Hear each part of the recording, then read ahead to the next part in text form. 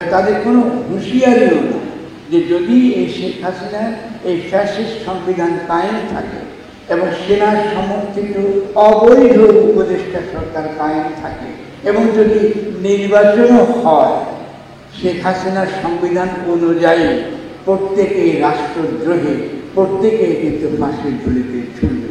এই simple অনুমানটুকু, simple বোধটুকু ছাত্র নেতাদের মধ্যে নেই, ছাত্র ভাবটিকের তরফ থেকে যখন এই বিশেষ সভাটার আয়োজন করা হলো, তখন আমার কাছে মনে হয়েছে যে আসলে কিন্তু সভাটা খুবই গুরুত্বপূর্ণ ছিল। যে কোনো কারণে হোক না কেন আমরা যথেষ্ট পরিমাণ ছাত্রদেরকে এটার গুরুত্বটা বোঝাতে পারি না। বোঝাতে না পারার একটা বড় কারণ হলো যে জুলাই গণ অভ্যুত্থানের যে এর যে প্রভাব, এর যে তাৎপর্য, আমি এটা বললে আপনারা আমার উপর রাগ করবেন না, তরুণরা এখানে সকালে বসে আছেন। আমার ধারণা এটার যে বৈশ্বিক তাৎপর্য, আঞ্চলিক তাৎপর্য, এটার সম্পর্কে তরুণরা অবহিত।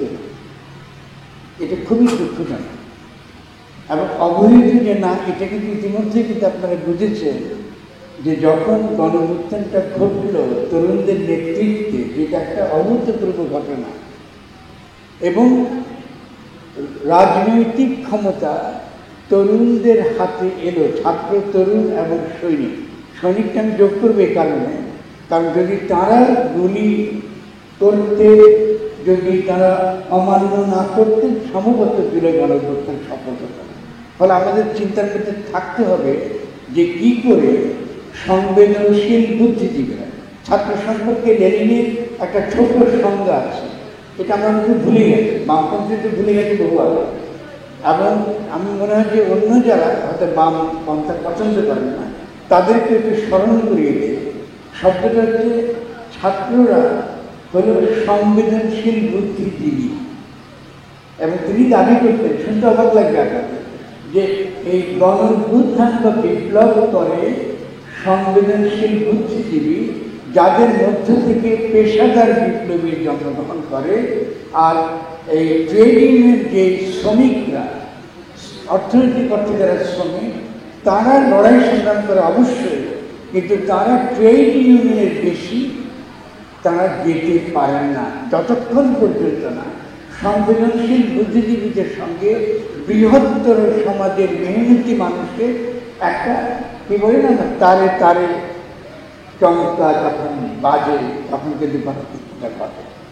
ফলে আমার মনে হয় তরুণ যারা রাজনীতি করছেন, এটা আমি সমালোচনা করে বলছি না, এটা উপলব্ধি থেকে বলছি, তারা এখনও তাদের যে ঐতিহাসিক ভূমিকা, এটা সম্পর্কে যথেষ্ট সাবধান। এবং সাবধান না কেন বলছি আমি ব্যাখ্যা করে বলছি। প্রথম হলো, আমরা 5 তারিখে একটা গণঅভ্যুত্থান ঘটেছে, এটা একটা বৈশ্বিক ঘটনা।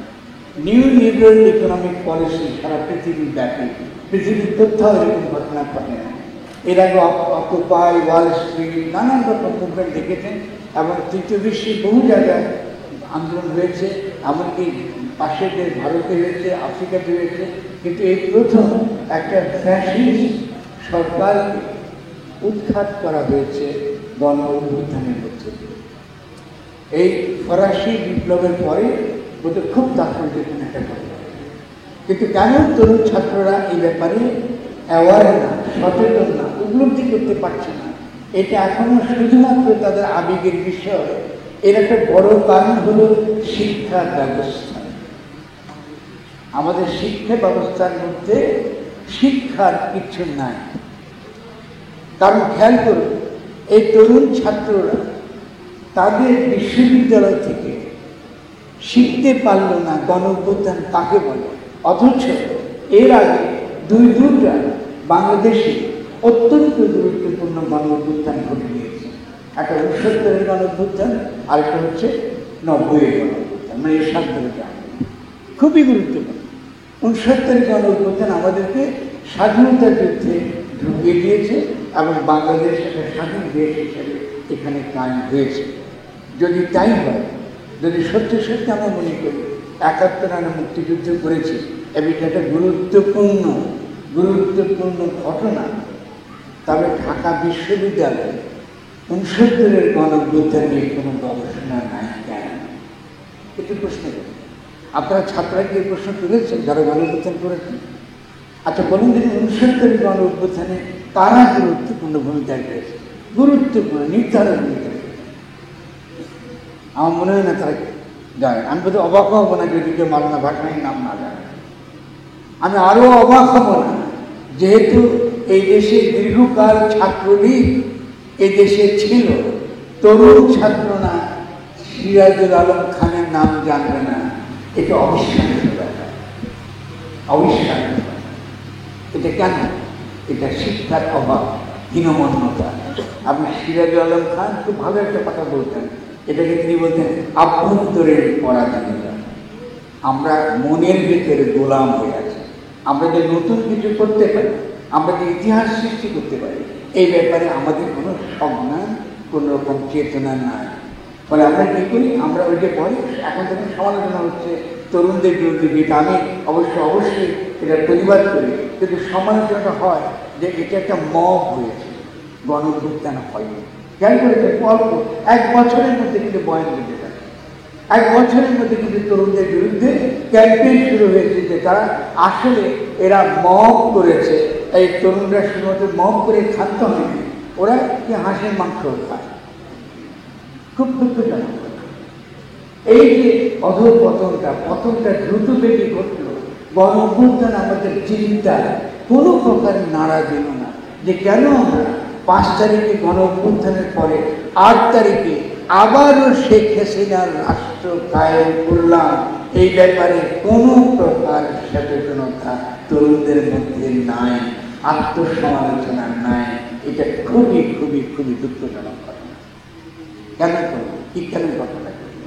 এবং তাদের কোনো হুঁশিয়ারিও না যে যদি এই শেখ হাসিনার এই ফ্যাসিস্ট সংবিধান কায়েম থাকে এবং সেনা সমর্থিত অবৈধ উপদেষ্টা সরকার কায়েম থাকে এবং যদি নির্বাচনও হয়, শেখ হাসিনার সংবিধান অনুযায়ী প্রত্যেকেই রাষ্ট্রদ্রোহী, প্রত্যেকেই কিন্তু ফাঁসির ঝুলিতে ঝুলবে।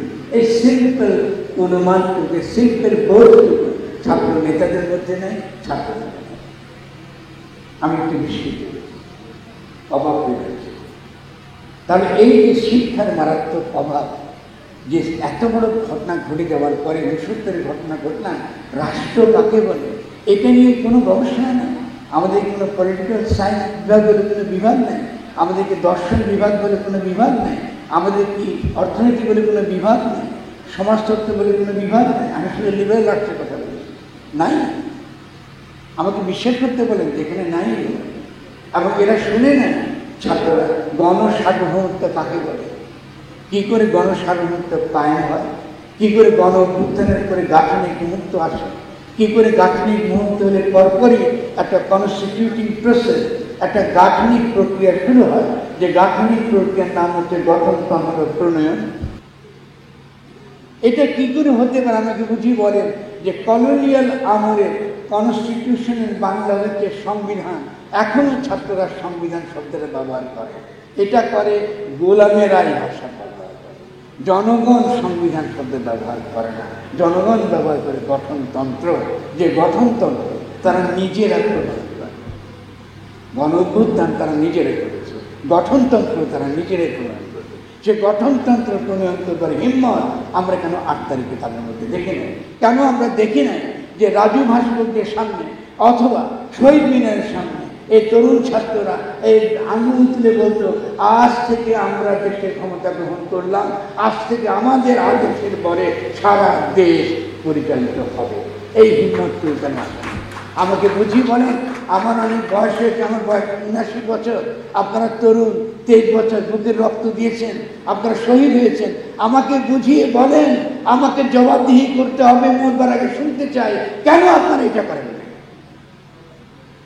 এর যে মূল্য আপনাদেরকে আগামী দিনে দিতে হবে, এটারই কোনো ধারণা আপনাদের মধ্যে নেই। আমি এতগুলো বক্তব্য শুনেছি, সকলকে ভালোবাসি, কোনো ধারণা নেই যে ডাকসু ইলেকশন কত গুরুত্বপূর্ণ। কারণ 8 তারিখে একটা সাংবিধানিক বিপ্লব হয়েছে, কনস্টিটিউশনের নামে ছাত্রদেরকে, ছাত্র তরুণদেরকে, ছাত্র তরুণ সৈনিকদেরকে পরাস্ত করা হয়েছে।